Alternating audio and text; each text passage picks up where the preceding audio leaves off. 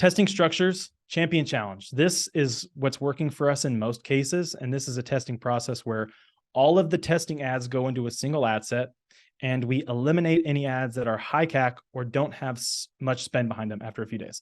So the first thing in here that's important to note is that this is literally, we'll throw up to 10 or 15 ads and let those run at a time. And we'll fill that whole sucker up to as many ads as we can, which is like 50. So that's that. The elements, we'll eliminate any ads that are of high CAC. So obviously, if they hit past a certain threshold of spend and they don't hit certain targets, we'll kill those. And then also don't spend much after a few days. So this is something that we started implementing probably within the last 12 months or so. If an ad has less than 10% of the overall spend behind it, after on average 3 days or so, we'll just kill it and get it out of the way, because it's not really, we're basically letting Facebook tell us this isn't going to do anything. But if there's something really specific in the ad I wanted to test, I'll duplicate it out and test it somewhere else. So let's go to draw.io. And this is the champion challenge. So some keys here: best performing ad set. When I think about setting up the structure of this champion challenge, I'm really just using one ad set.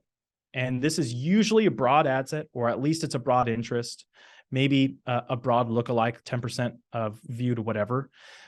We do have several campaigns that are really leveraging lookalikes, and we can't test it out with open or any other interest. Same with interests, and probably 75 to 80% broad in most accounts. But just for the sake of this kind of example here, we have let's just say we have 4 new creatives, 3 new headlines, and 2 new post texts, right? Whether we came together, had a big marketing brainstorm, and we got all these things together. We're going to test this on $100 a day, and our target CAC, let's say, is $30. Phase 1, day 0, this is just what we're setting up. This is the campaign. Again, I don't care if it's CBO or ABO, whatever's working in your account. And this goes back to everything's a variable.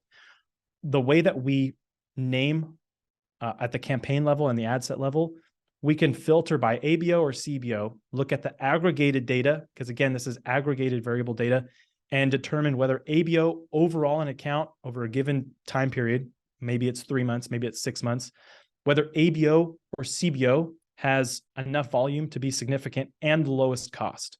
If it's CBO, great, we'll do CBO. If it's ABO, great, we'll do ABO.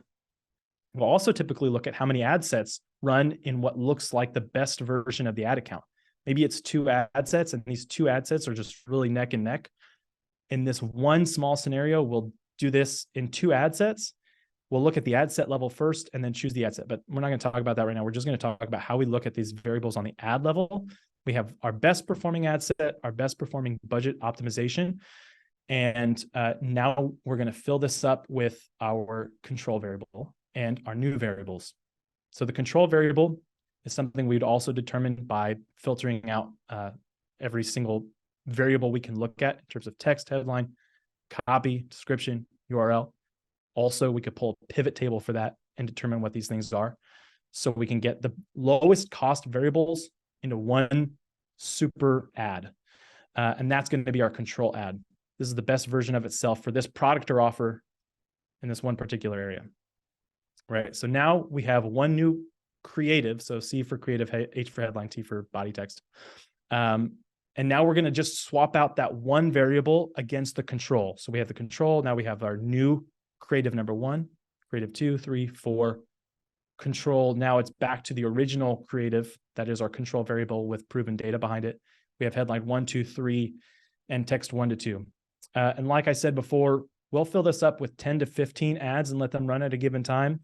Around $100, I probably wouldn't like it to be more than 10 at a given time. If we're closer to 300, maybe we'll leave it at 15.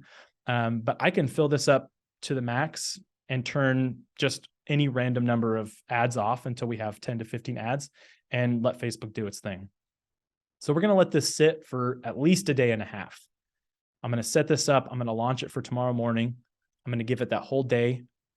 And then I'm going to come back the next day and start looking at it and making some decisions. So now phase 2, it's day 1 to 3, and it's spent for maybe 3 days, two days plus a little bit of today.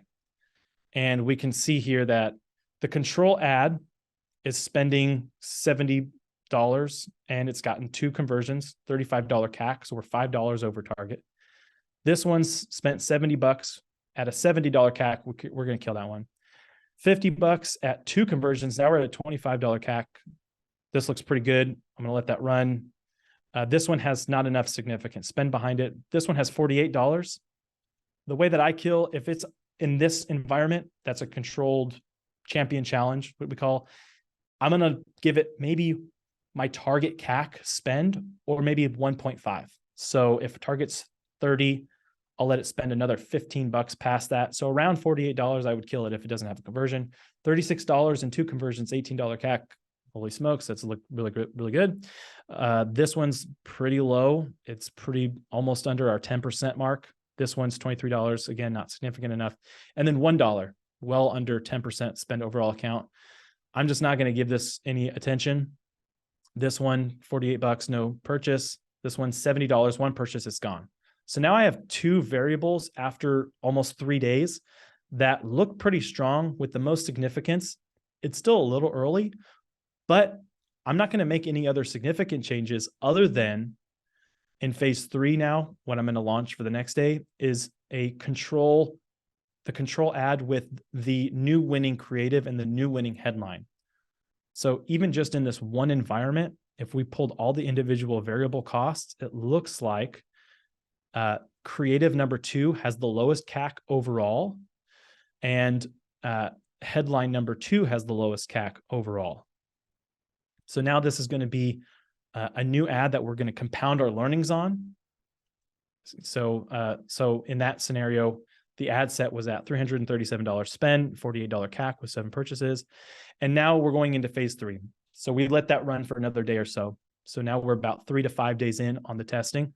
And we've spent about $672, gotten 15 purchases and a $44 CAC. So CAC came down by a couple bucks by killing some of the inefficient spenders. And now the control ad, because it has a lot of data behind it, Facebook's going to preference it with its spend. And it spent $160 with 4 conversions at a $40 CAC, still above our target, 30. The new one is at $90 spend with 3 conversions. So now we're at a $30 CAC. We're right on target. And then you can look at the rest. This is pretty self-explanatory.